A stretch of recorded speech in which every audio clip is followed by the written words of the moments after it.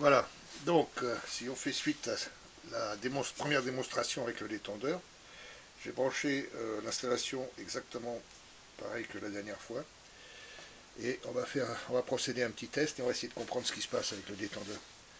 Donc d'abord je mets une pression d'un bar comme on avait précédemment. Voilà. À partir d'un bar, je peux régler ma pression ici avec le détendeur et on peut voir que je peux la réduire et elle sera stable. 500 grammes, 700 grammes, un bar. Un bar, c'est ce qu'il y a en amont, donc on ne fait rien de plus ici. Maintenant, je me mets à 750 grammes et je vais augmenter la pression amont. On va voir ce qui se passe. En montant la pression amont, la pression monte à 2 bars. À 2 bars, ce qui se passe, c'est que la pression amont plus la force du ressort est supérieure à la force du ressort inférieure et à la pression atmosphérique.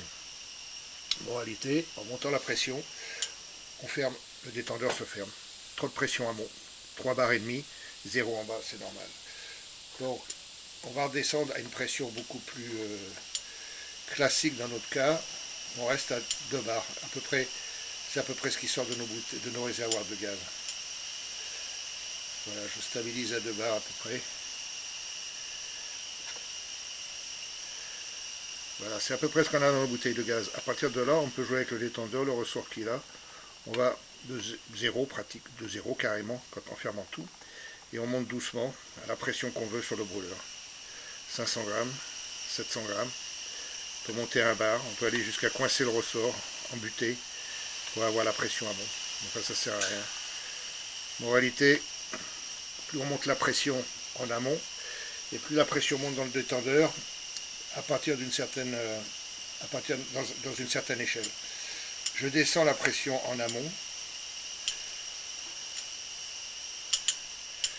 je remonte à 1 bar et demi, je remonte à 2 bars, et on voit bien qu'au-delà de 2 bars, ça ferme. C'est tout ce qu'on voulait démontrer pour l'instant. S'il y a des questions.